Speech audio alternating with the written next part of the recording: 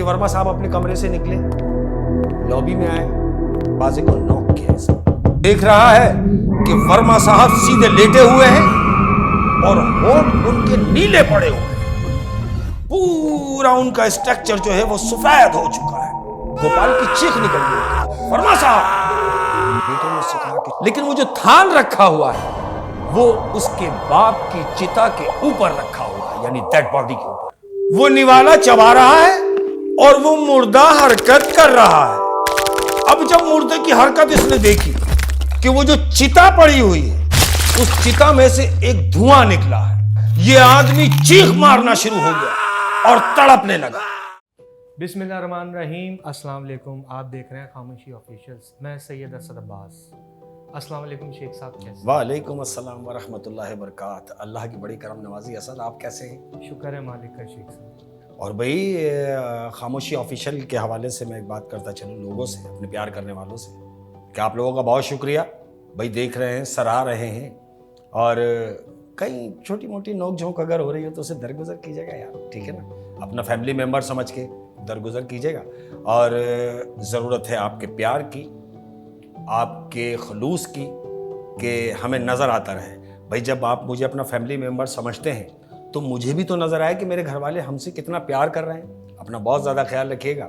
और एक बात कहता जा रहा हूँ, कह रहा हूँ कि चला था जिक्र मेरी खामियों का महफिल में, चला था जिक्र मेरी खामियों का, चला था जिक्र मेरा खामियों का महफिल में, जो लोग बहरे थे उनको सुनाई देने लगा। समझ रहे हैं कि जो लोग बहरे थे उनको सुनाई देने लगा। और कह रहा हूं असद, मोहब्बत ढूंढने से नहीं मिलती, मोहब्बत ढूंढने से नहीं मिलती, मोहब्बत बांटने से मिलती। क्या बात है शेख साहब, मोहब्बत बांटते रहे। बिल्कुल। और अर्ज किया है तमाम प्यार करने वालों की नजर है कि मुश्किलों से मिला था वो शख्स, आए मुश्किलों से मिला था वो शख्स, लोगों कि मुश्किलों से मिला था वो शख्स और मुश्किलों में डालकर चला गया।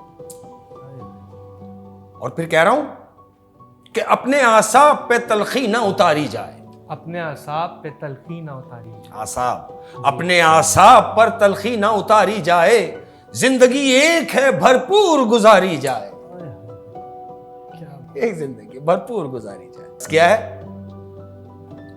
कि लबो लहजे फकत रसीले हैं, लबो लहजे फकत रसीले हैं। रसीले। है, दुनिया की बात कर रहा हूं कि लबो लहजे फकत रसीले हैं, अंदर से लोग जहरीले हैं, जहरीले लोग।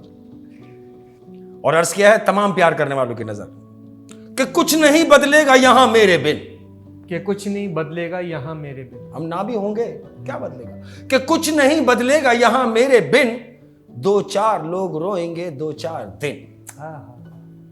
भूल जाते फिर लोग। भूल जाते। और कह रहा हूं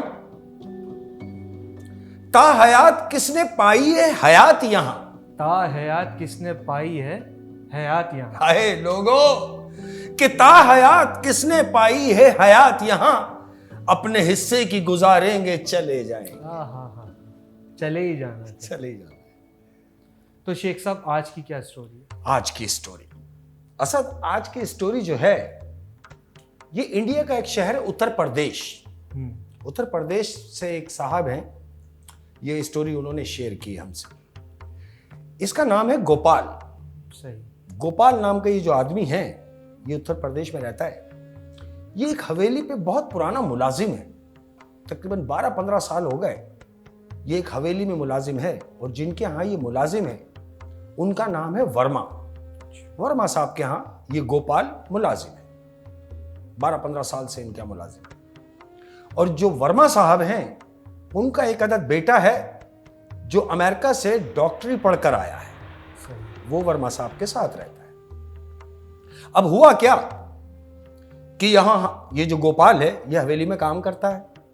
ये क्या देख रहा है कि गोपाल जो है इसने ये जज किया कि वर्मा साहब जो हैं, जो हवेली के मालिक हैं, उनकी तबीयत जरा नासाज रहती है। तो क्या देखता है रूटीन में क्या है कि वर्मा साहब अपने कमरे से निकले, लॉबी में आए, लॉबी में 5 मिनट टहले और उसके बाद वापस अपने कमरे में चले गए।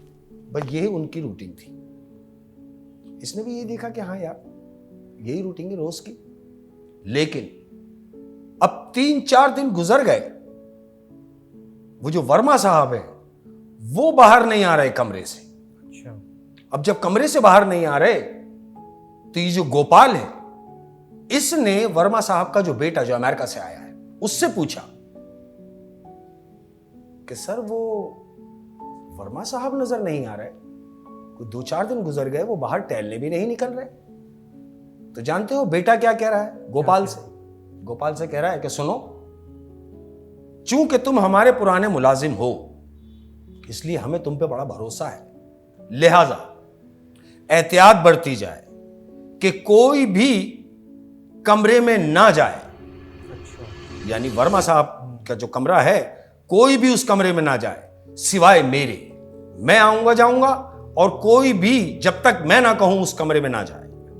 तो इसने कहा कि वजह, कहने की वजह पूछने की जरूरत नहीं, जब मैंने तुम्हें मना कर दिया तो आगे कोई बात ना हो। इसने कहा ठीक है, मालिक लोग हैं। अब गोपाल को यह तजस्सुस हुआ कि मेरे अलावा जितने भी उस घर के मुलाजिम हैं उन सबको इस बात की तशवीश हो गई कि वर्मा साहब नजर नहीं आ रहे। ऐसा क्या है? हफ्ता भर गुजरा है। अब जब हफ्ता भर गुजरा तो एक दिन रात को ये गोपाल और उस हवेली का चौकीदार ये दोनों बैठे हुए लॉन में सिगरेट पी रहे हैं। तो क्या देखते हैं कि रात को 2 बजे का टाइम है। 2 बजे का टाइम है, बाहर से गाड़ी के हॉर्न की आवाज आई। जो चौकीदार था दौड़ता हुआ गया, उसने दरवाजा खोला तो अंदर वर्मा साहब का जो बेटा है उसकी गाड़ी आई। गाड़ी आके घर में रुकी है। बेटा उतरा और बेटे के साथ एक शख्स आया है असल।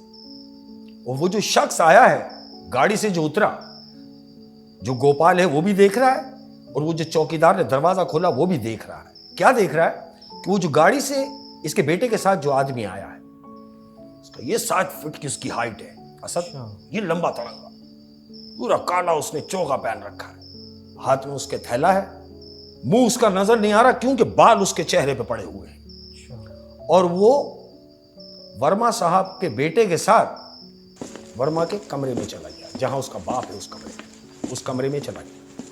ये दोनों देख रहे हैं, गोपाल भी और घर का चौकीदार भी। इन दोनों ने देखा यार ये कौन है, पता नहीं, मतलब हमें क्या, हम तो मुलाजिम लोग हैं, कोई बात नहीं, आई गई हो गई।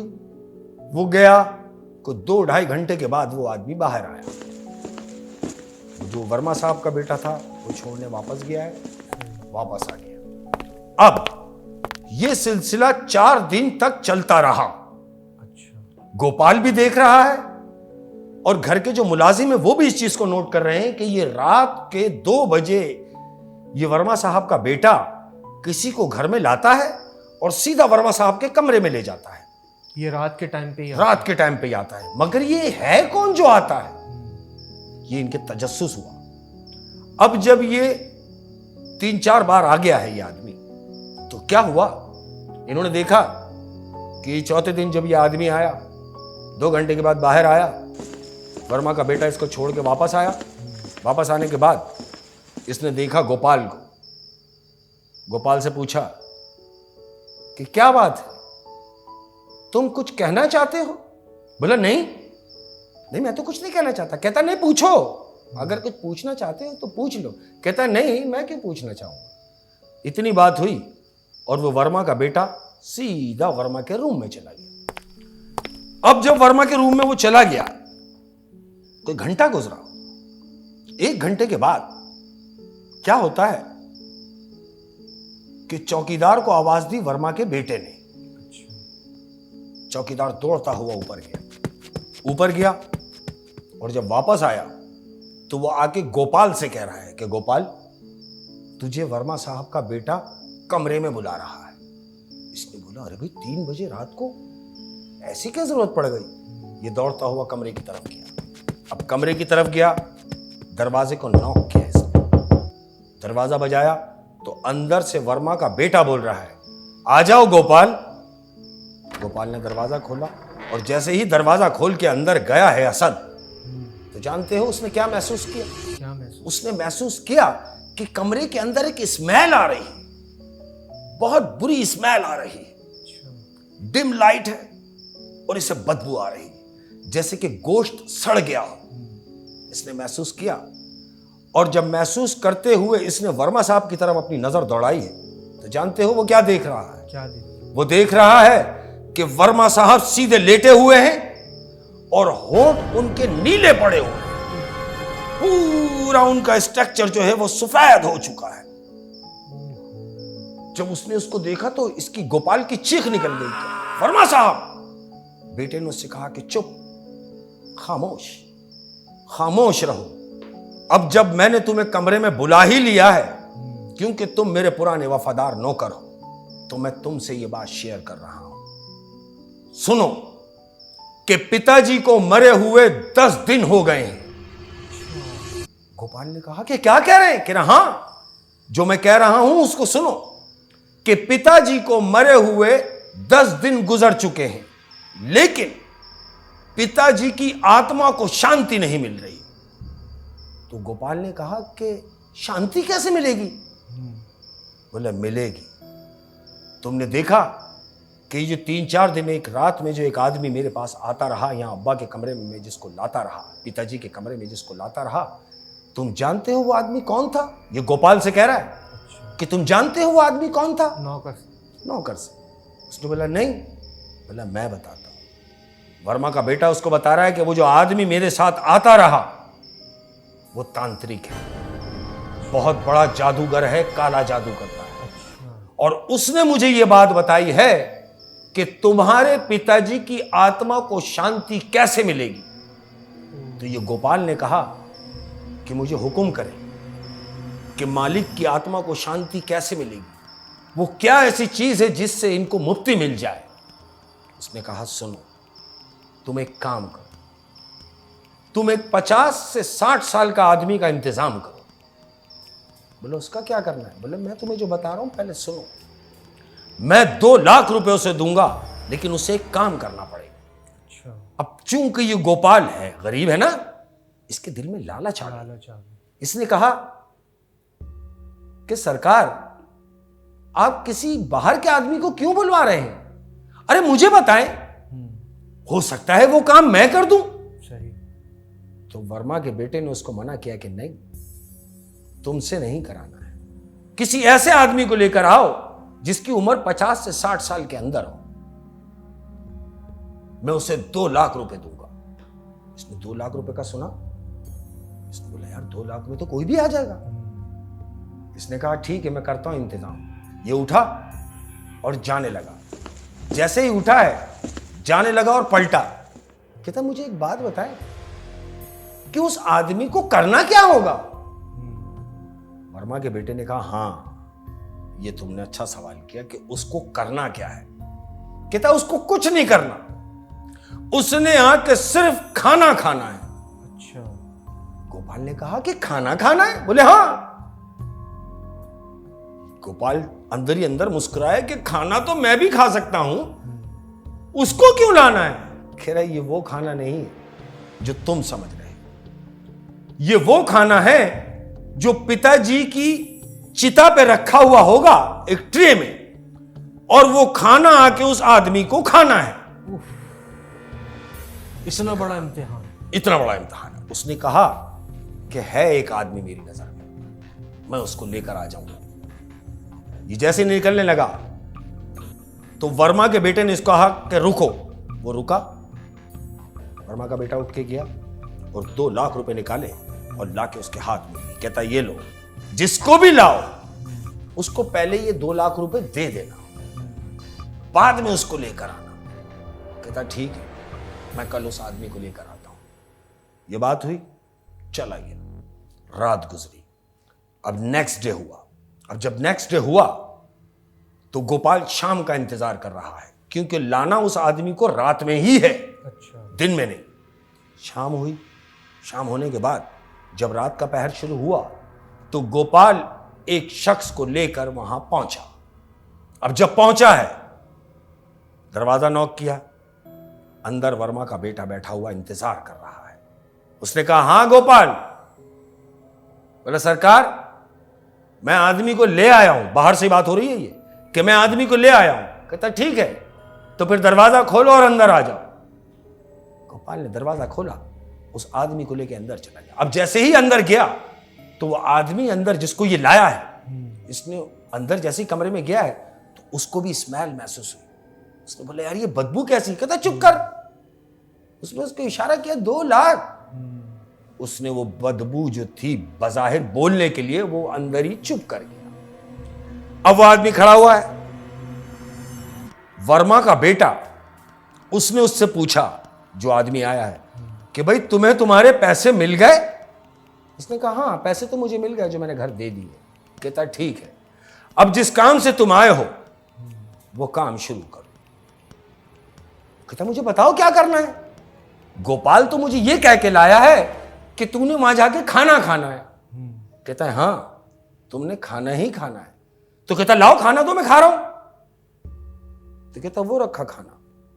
अब जब कहा कि वो रखा खाना, तो वो खाना एक थाली में रखा हुआ है, 3-4 किस्म की उसमें चीजें रखी हुई हैं, लेकिन वो जो थाल रखा हुआ है वो उसके बाप की चिता के ऊपर रखा हुआ है, यानी डेड बॉडी के ऊपर। उस आदमी ने बोला मुझे यहां से खाना है? बोले हाँ यही तो वो खाना है जिसको तुम खाओगे। 2 लाख रुपए जो तुम्हें दिए हैं इसी खाना खाने के लिए दिए हैं। इसने कहा कि चलो खाना तो बज़ाहिर खाना है, खा लिया जाए। ये उठा, बढ़ा और बढ़ने के बाद इसने वहां से लुकमा उठाया है। अच्छा शेख साहब, इसको नहीं पता ये कोई अमल कर रहा है? बिल्कुल ऐसा ही है।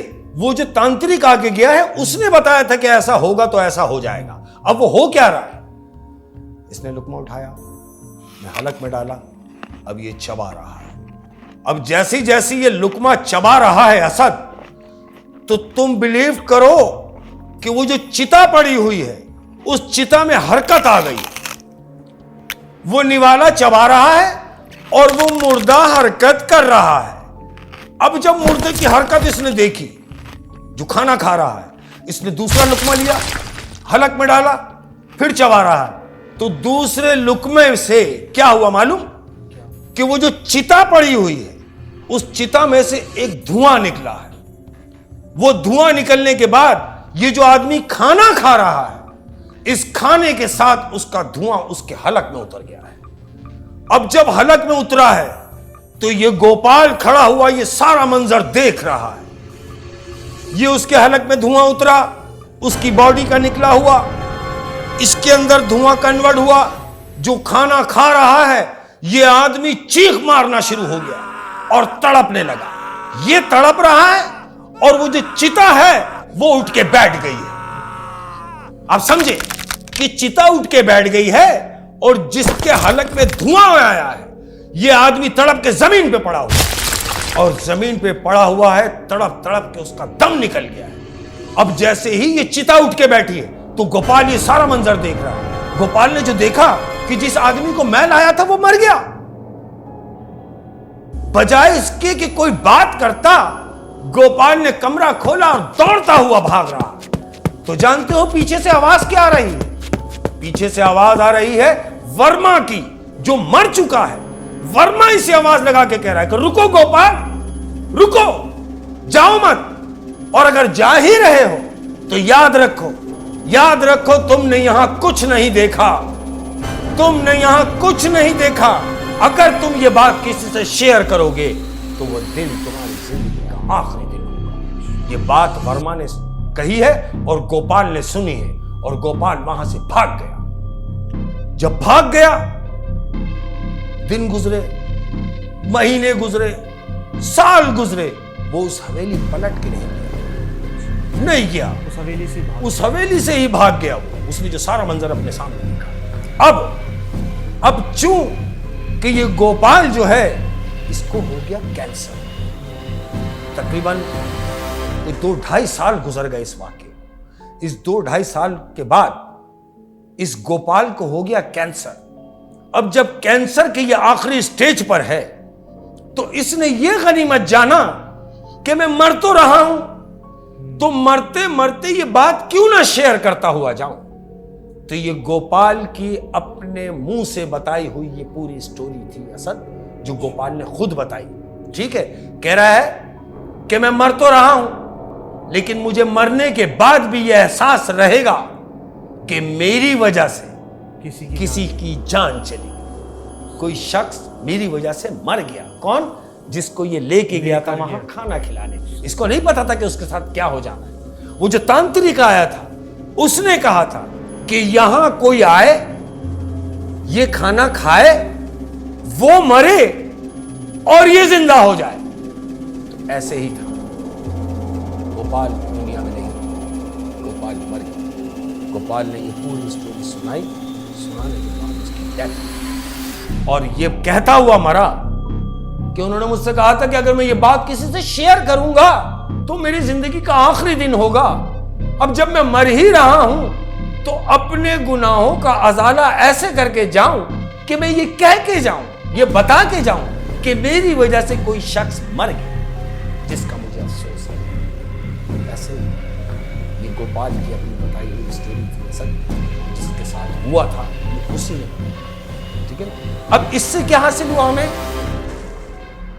इस स्टोरी से क्या हासिल हुआ? शेख साहब, ये तो बहुत खतरनाक अमल है। आप देखें ना कि काला जादू जो करने वाले लोग हैं, जो काला करते हैं, इनका अंजाम बहुत बुरा है।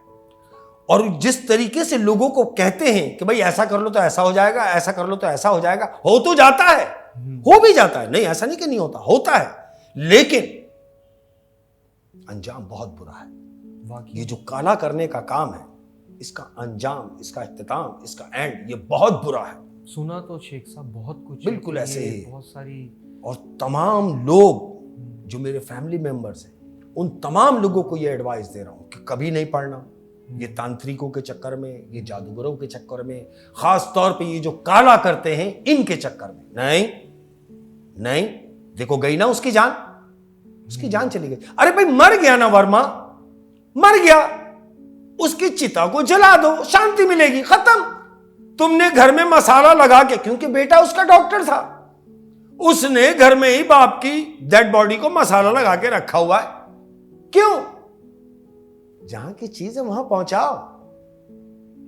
ऐसा ही है, उसने बाप की मोहब्बत में एक आदमी की 2 लाख रुपए के चक्कर से उसकी जान ले ली। लेकिन शेख साहब, लोगों में हसद भी बहुत, हाँ, जिसकी वजह से लोग इधर भी रुख करते हैं। ऐसा ही है, बिल्कुल ऐसा ही है कि भाई अगर वो ऐसा है तो मैं ऐसा क्यों नहीं हूं। तो किसी से मिले, उसने बताया कि अगर तुम ऐसा होना चाहते हो तो ये करना पड़ेगा, उसने बोला हाँ कर दूंगा, तो वो जो कर दूंगा वो करना ही तो गलत है। सही। क्यों वो जो जिससे तुम करवा रहे हो वो खुद काम लीगल नहीं कर रहा, वो तो ब्लैक मैजिक, काला जादूगर है, वो काला जादू करने वाला है। सही। और जो काला करते हैं उनकी बख्शिश नहीं है, नहीं, हकीकत उनकी पकड़ बड़ी, ग्रिप जो है ना उनकी बहुत जालिम है। बचो उसकी ग्रिप से। जो लोग काला करते हैं उनके लिए भी बुरा है, और जो काला करवाते हैं उनका भी एंड बहुत बुरा है। ये दोनों ही इख्तिताम जो है इनका बहुत बुरा है। बिल्कुल। अपना बहुत ख्याल रखिए, दूर रहिए इन सारे मामलात से। अच्छा शेख साहब, इस कहानी से ये सबक मिलता है कि इंसान को अपनी हद में रहना चाहिए। अगर ख़ास तौर पे आप किसी के घर के नौकर हैं, मुलाजिम हैं, तो आपको बहुत सोच समझ के कदम उठाना चाहिए। बिल्कुल ऐसे ही, बिल्कुल ऐसे ही। तो शेख साहब, नाजरीन के लिए कोई मैसेज आप? जाते जाते लोगों के लिए मैसेज मेरा हमेशा से मेरा ये रहा है, और मैं हमेशा से ये बात कहता हूं कि कुछ भी हो जाए जिंदगी में, कुछ भी हो जाए, अपने माँ बाप, बस समझदार सब समझ गए होंगे कि इन 2 जो हस्तियां हैं, इन्हें तकलीफ पहुंचाने का नहीं, इन्हें तकलीफ पहुंचाने का नहीं। ठीक है, और कह रहा हूं कि जब रब की रजा होगी, देखो कितनी प्यारी बात है, अल्लाह, कि जब रब की रजा होगी हर चीज अता होगी। अपना बहुत ज्यादा ख्याल रखिएगा। अस्सलाम वालेकुम व रहमतुल्लाहि।